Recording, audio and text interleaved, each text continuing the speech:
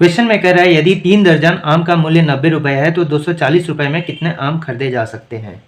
ठीक है, तो यहाँ पर क्या दिया गया है, अगर एक तरफ मूल्य लिख लेते हैं और एक तरफ क्या लिख देते हैं, क्वांटिटी लिख लेते हैं, क्वांटिटी लिख लेते हैं। ठीक है, एक तरफ प्राइस हो गया और दूसरी तरफ क्या हो गया, क्वांटिटी हो गया, मतलब कितना आम खरीदेंगे। तो ये चूंकि 90 रुपए में कितना बोल रहा है, 90 रुपए में कितना आम खरीदते हैं, चूंकि 240 रुपए में कितना आम होगा ये क्वांटिटी निकालना है, इसलिए क्वांटिटी को इस साइड लिखेंगे। 90 रुपए में 3 दर्जन आम और दर्जन को क्वांटिटी में बदलेंगे तो 1 दर्जन बराबर 12 आम हो जाएगा। ठीक है, गुना 12 कर दिए। अब यहाँ कितना 240 में क्या आम होगा निकालना है, तो अब क्या करना होगा कि ये कट कैंसिल हो गया, 3 तिया 9, 3 अठे 24, 3 कैंसिल आउट, यानी कि एक का आम का जो मूल्य है, सॉरी 1 रुपए में जो है, ये इधर रुपए है तो 1 रुपए में कितना आम हो गया, 12 आम हो गया। ठीक है, तो 8 रुपए में कितना आम हो जाएगा, 12 गुने 8 यानी कितना हो जाएगा, 96 आम हो जाएगा। Option number B is the correct answer. इसको बिना पेन पेपर के भी बना सकते हैं। जैसे 3 दर्जन आम का मूल्य 90 रुपए है तो 1 दर्जन आम का मूल्य कितना हो जाएगा, 30 रुपया, यानी 12 आम का दाम कितना हो गया, 30 रुपया। चूंकि 30 रुपए में 12 आम होता है तो 240 रुपए में 30 का 8 गुना कितना है, 240 है। उसी तरह गुना, इसलिए 12 का 8 गुना भी 96 हो जाएगा। क्वांटिटी का भी 8 गुना कर देंगे। कैसे, चूंकि देखते हैं कि 3 दर्जन आम का दाम 90 रुपया तो 1 दर्जन का दाम कितना हो जाएगा, 30 रुपया, यानी हम इसको लिख सकते हैं कि 12 आम का दाम कितना हो गया, 30 रुपया हो गया। तो 240 रुपये में पूछ रहा है कितना आम होगा, तो इधर कितना हो गया, 8 गुना है, 30 का 8 गुना कितना, 240, इसलिए क्वांटिटी में 8 गुना कर देंगे तो कितना हो जाएगा, 96। तो ऐसे भी निकाल सकते हैं। नेक्स्ट क्वेश्चन दिया गया है कि 2 सहभागियों ए और बी ने एक कार गाड़ी खरीदी। ए ने बतौर अपने हिस्से कार की लागत के 3/7 का भुगतान किया, यानी कि 3/7। ठीक है, ए ने भुगतान कितना किया, 3/7, यानी 7 में से 3 भुगतान किया। अगर हम टोटल जो लागत है वो इसको मान लें, 7 को मान लें। ठीक है, तो ए जो है कितना दिया, 3 दिया, तो बी ने कितना दिया होगा, 7 - 3, टोटल में से 3 यानी कि 4 दिया होगा। ठीक, अब यहाँ पर कह रहा है ए ने बी की तुलना में इतना रुपए कम दिए, यानी कि ए जो पैसा दिया और बी जो पैसा दिया दोनों का डिफरेंस इतना हो गया, यानी यहाँ पर कितना हो गया, 3 और 4 मान लेते हैं। ए और बी का अनुपात कितना है, 3 और 4। अब इन दोनों का डिफरेंस कितना हो गया, 1 रेशियो हो गया। इस रेशियो को जो है इतना बराबर कर देंगे जो दिया गया है, 31,540। ठीक है, तो हमको गाड़ी की लागत, टोटल लागत मेरा 7 रेशियो था, तो 7 रेशियो का वैल्यू कितना होगा, 31,540 × 7, यानी कितना आ जाएगा। यूनिट डिजिट में अगर शिफ्ट करेंगे 7 चौक 28, तो देखते हैं ये तो आंसर नहीं होगा क्योंकि 5 दिया गया है, और सबसे बड़ा बात लास्ट में यहाँ 0 है तो यहाँ भी 0 होना चाहिए, इसलिए आंसर होगा नहीं। तो यहाँ देखिए तीनों में 0 0 दिया है।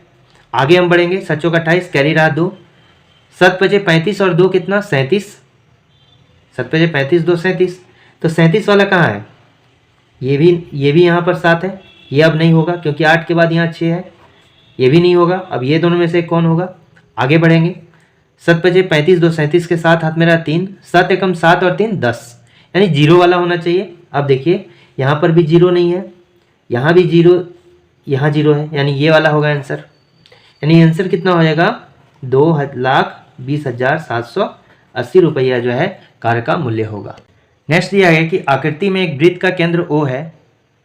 ठीक है, ये केंद्र है O, अनुभाग OAPB, ये मान लेते हैं P है, ये आर्क हो गया, आर्क कितना है, P है, त्रिज्यखंड। और कह रहा है कि क्षेत्रफल इस आर्क का जो, इस आर्क वाले एरिया का जो क्षेत्रफल है इसका, वो पूरे वृत्त के क्षेत्रफल का 5/18 है। ठीक है, 5/18 हो गया। ये किसका क्षेत्रफल हो गया, ये हो गया OAPB का क्षेत्रफल, इस एरिया का क्षेत्रफल हो गया। ठीक है, और ये हो गया पूरे वृत्त का, क्योंकि OAPB, ठीक है, तो 18 यूनिट जो है पूरे वृत्त में जो एंगल होगा 360 डिग्री के बराबर होगा, ये 18 यूनिट के बराबर है। तो चूंकि 18 यूनिट पूरे वृत्त का एंगल कितना होता है, 360 डिग्री, ये 360 डिग्री के बराबर हो गया।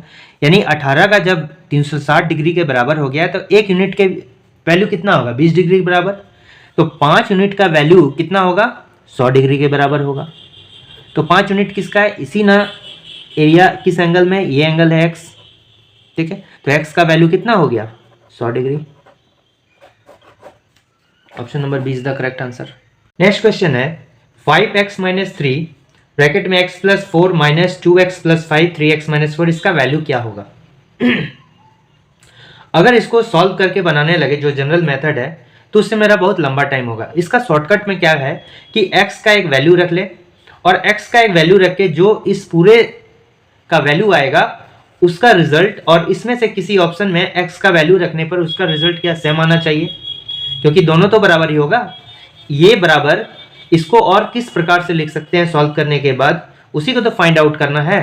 ठीक है, तो मान लेते हैं x बराबर अगर हम 0 रख लेंगे यहाँ पर, ठीक है, तो यहाँ पर x 0 देखने पर दो टाइप का मिलेगा, एक -8 आ जाएगा, एक +8 आ जाएगा, तभी हमको कंफ्यूजन होगा।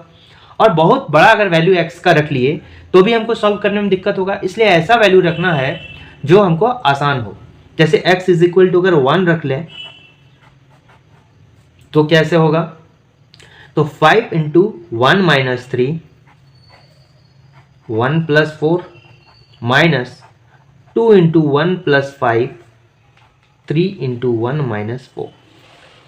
5 माइनस 3 हो गया 2 इंटू 1 प्लस 4 हो गया 5 माइनस 2 प्लस 5 हो गया 7 और 7 इंटू ये कितना हो जाएगा 3 माइनस 4 यानी कितना होगा -1। अगर इसको सॉल्व करेंगे तो कितना हो जाएगा 10 और माइनस माइनस प्लस 7, तो वैल्यू कितना हो जाएगा 17 के बराबर हो जाएगा। अब यहाँ भी ये चूंकि 17 के बराबर हो गया तो 17 यहाँ भी आना चाहिए किसी ऑप्शन में, ठीक है, क्योंकि ये इसके बराबर है और ये 17 के बराबर हो गया, इसलिए ये भी 17 के बराबर होगा।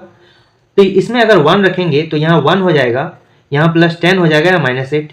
10 माइनस 8 कितना हो गया 2 हो गया, 2 और -1 2 -1, ये तो अलग फॉर्म में, ये तो नहीं होगा। ठीक है, तो यहाँ देख लेते हैं कितना हो जाएगा, ये -1 हो गया और ये कितना हो गया 18, 10 8 18, ये 1 से गुना करेंगे तो 10, इसका वैल्यू 10 प्लस 18 और ये हो गया -1, यानी कितना हो गया 18 - 1 17, यानी इसका वैल्यू क्या हो गया, option number B is the correct answer. 5 वर्षों के लिए प्रतिवर्ष साधारण ब्याज की दर से 9% की दर से x रुपए को निवेश किया जाता है और जब x को निवेश किया तो उतना ही ब्याज मिलता है जितना 8 वर्ष के लिए 6.25% की दर से जो है y को निवेश करता है।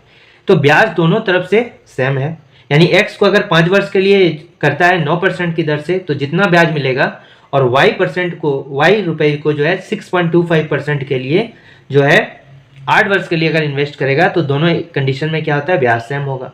तो ब्याज का क्या होगा कि x रुपया हो गया इंटू 9% इंटू कितना साल के लिए कर लिया 5 साल के लिए, इसमें जो ब्याज मिलेगा ये इंटरेस्ट का सिंपल इंटरेस्ट का फॉर्मूला हो गया 6.25, y रुपया इन्वेस्ट किया 6.25% से और कितने साल के लिए 8 साल के लिए। ठीक है, और इसका जो इंटरेस्ट होगा दोनों का इंटरेस्ट ब्याज को सेम कर देंगे, ब्याज को सेम कर दिया गया है। अब इधर इधर ये कैंसिल, परसेंट कैंसिल हो गया। ठीक है, तो x इज इक्वल टू क्या हो गया x बाय वाई कितना हो गया, जब x बाय वाई कितना हो गया 6.25 इंटू 8 और हो गया 5 इंटू 9। ठीक है, इसको क्या करेंगे, पॉइंट को हटाने के लिए क्या करेंगे 0.25 है, 6 प्लस 0.25 इसको लिखेंगे, अगर इसको 4 से मल्टीप्लाई कर देंगे तो 1 हो जाएगा। जैसे इसको लिख सकते हैं 6 प्लस 0.25, ये मन में ही करना है, और इंटू 8 इसको लिख सकते हैं 5 इंटू 9, तो कितना हो गया 48 और प्लस कितना हो गया 4 से 1 हो गया इंटू 2 यानी कि कितना 25 8 200 और डबल 0 बाद यानी कि 2 हो गया, यानी इसका वैल्यू कितना हो गया 45 और ये हो गया 48 प्लस 2 50 डिवाइड बाय 45, तो ये कितना 5 10 बार में, ये 9 बार में, यानी 10:9 जो है इसका करेक्ट आंसर होगा। x और y का जो वैल्यू होगा 10:9 होगा, यानी 10:9 इसका करेक्ट आंसर होगा।